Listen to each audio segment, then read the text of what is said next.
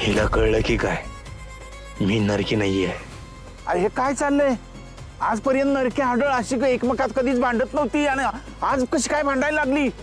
मी तर माझ्या आयुष्यात पहिल्यांदाच बघतोय. नरके आणि हाडळ म्हणजे एकमेकाचे जोडीदार, तेच एकमेकात भांडतायत म्हणजे गावावर जे संकट आलंय ना ते आपल्यातल्याच कुणीतरी आणलंय म्हणून ते आपापसात भांडतायत. साहेब जर शांतपणे विचार करता का? आपण खरंच हे करायचंय का? काय साहेब, दरवेळेस आपण गावकऱ्यांच्या विरोधात जातोय असं गावाला वाटायला लागलंय. त्यामुळे सगळं गाव आपल्या विरोधात एक झालंय. सुधाकर, लोक झुंडीनं एकत्र आले म्हणजे ते जे करतात ती योग्य असं होत आहे. चूक ती चूकच आहे.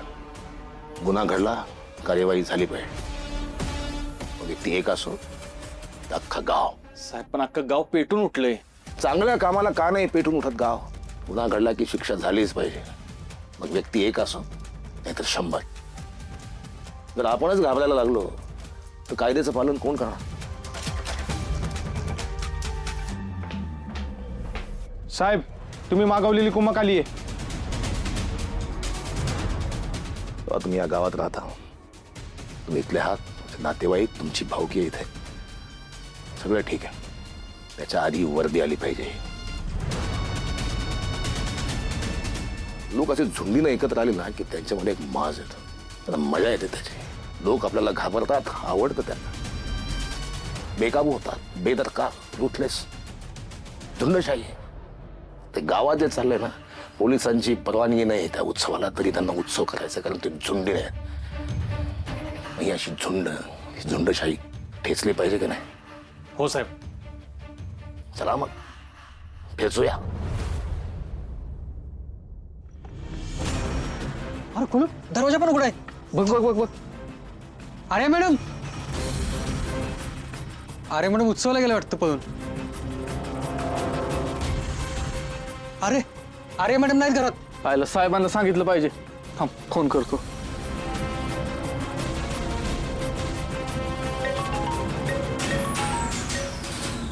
हॅलो. हॅलो साहेब. साहेब आर्य मॅडम. काय काय झालं? साहेब आर्य मॅडम घरातनं पळून गेल्या. पळून गेले? अशी कशी गेली?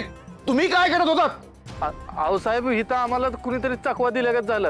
इकडे तुमच्या घराच्या बाजूने आवाज आला म्हणून तिकडे पळत गेलो आणि इथं परत घरापाशी आलो तर इथं दारात कुलूप पडले आणि दार उघडच आहे. आर्य मॅडम नाहीत घरात. ठीक आहे, आलो मी तिकडे. काय झालं साहेब?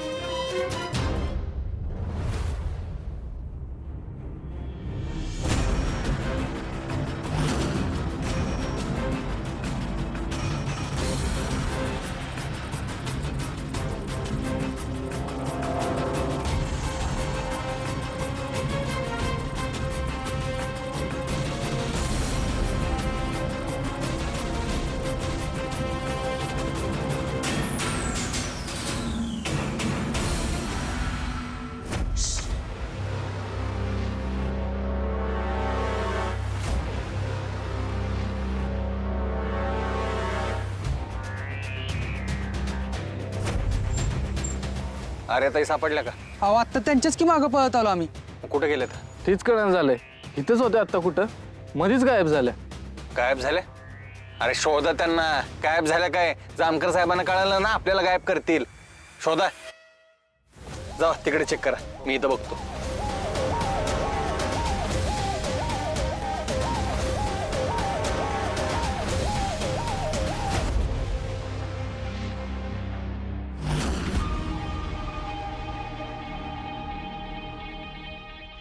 गेले ना? हा. अरे आता एवढं रातच्याला कुठं निघालाय?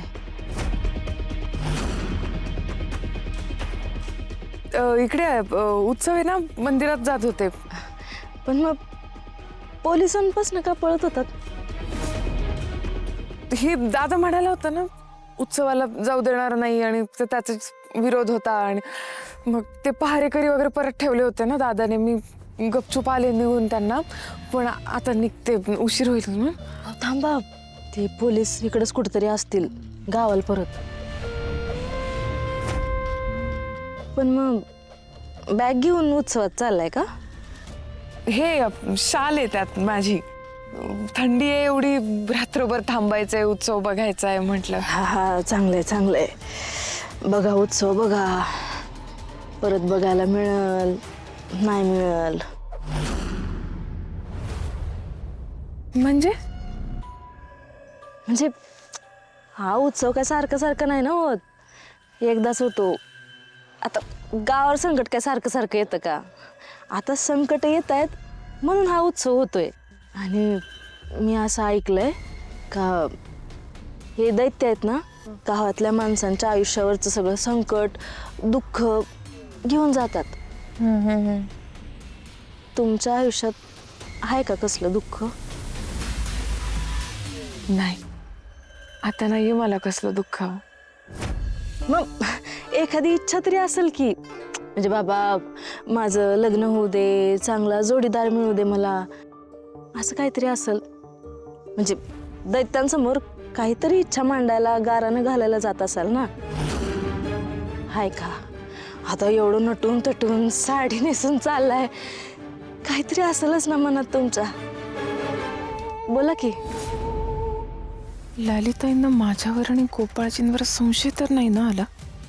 असं का विचारतायत या? आर्याताई, अहो बोला की, काय आहे तुमच्या मनात? हो नाही ललिताई, काहीतरीच काय तुमचं. बघू ना, म्हणजे पार्टनर मिळेल तेव्हा मिळेल, असं काही ठरलं नाहीये ना की करायचंच आहे लग्न आणि संसार पाहिजे, नवरा. बघू. म्हणजे मूल नको आहे तुम्हाला?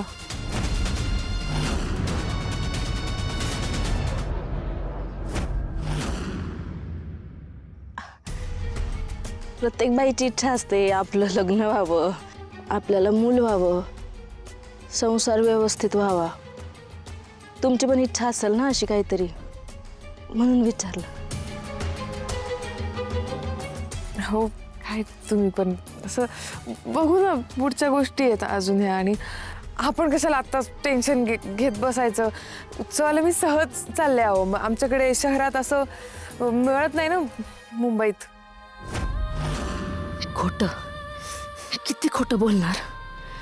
माझ्या नवऱ्याबरोबर पळून चालली आहेस, त्याचं पाप पोटात वाढतंय तुझ्या, आणि मलाच फसवतेस. एवढं सोपं नाही आहे लालीला फसवणं. माझ्या आणि माझ्या नवऱ्याच्या मध्ये मी कुणालाच नाही येऊ देणार.